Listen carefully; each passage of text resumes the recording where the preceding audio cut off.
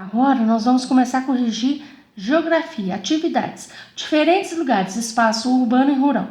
Dentre os diferentes lugares que formam o meio que vivemos, hoje vamos falar do meio rural e meio urbano.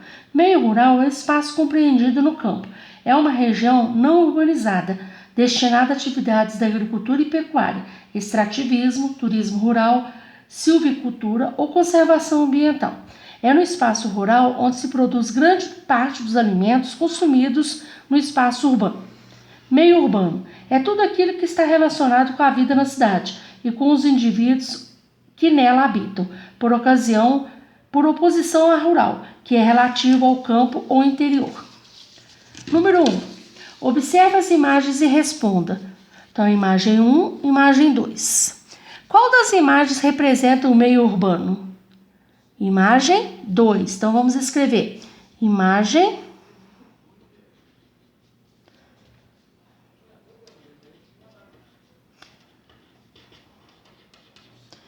2. Observando a imagem do meio rural, descreva suas características. Não há asfalto.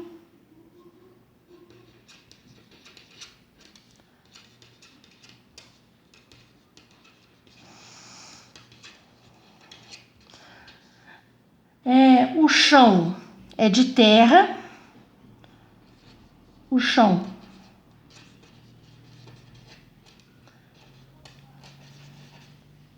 terra e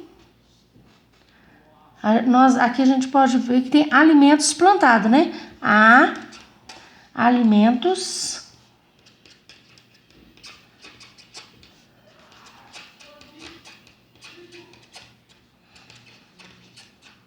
plantados. Número 2. Você mora no meio rural ou no meio urbano? Aqui eu não posso responder, porque é você, né? Então, se você morar na cidade, meio urbano. Se você morar no meio rural, aí você coloca rural.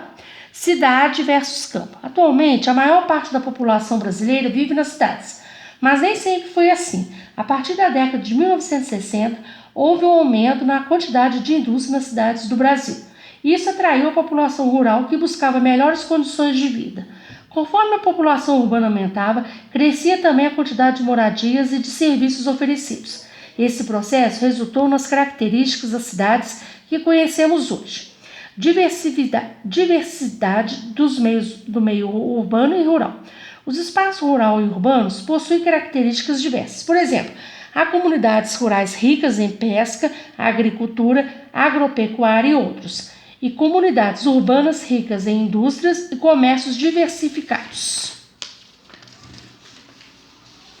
São as diversidades que marcam as tradições das comunidades, sejam elas urbanas ou rurais. Os elementos da paisagem resultam dos fenômenos naturais e das atividades humanas. Número 2. Marque se a figura representa uma paisagem do meio urbano ou do meio rural. Aqui, acredito que tem muitas árvores, então é paisagem rural. Aqui, nós estamos vendo muitos carros, né? Então aqui é urbano. Aqui parece que é uma moradia indígena, então eu acredito que seja rural.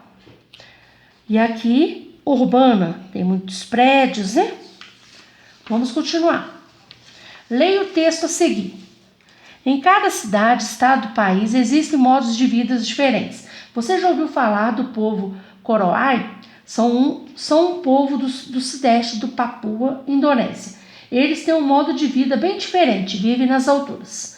O Koroai constrói suas casas na altura das copas das árvores. O trabalho de construções é feito de forma coletiva pela família.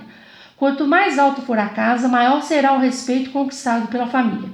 Elas têm muita habilidade para subir até suas casas, que podem chegar até 10 metros de altura. Os recursos para a construção das casas são originados da floresta. Existem várias tradições cultivadas pelo povo Koroai. Os costumes, as lendas e os mitos são passados de geração para geração. Imagine você morando no topo de uma árvore. Quais vantagens você percebe nesse tipo de moradia?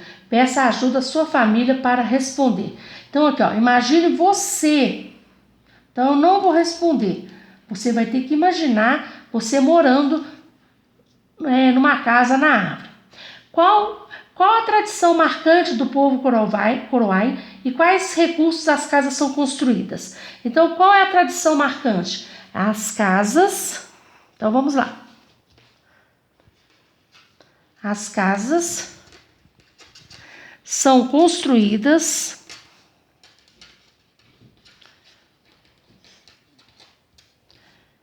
nas árvores.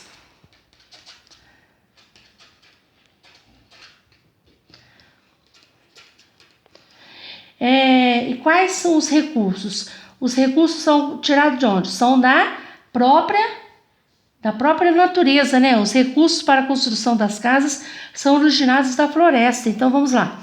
Os recursos são tirados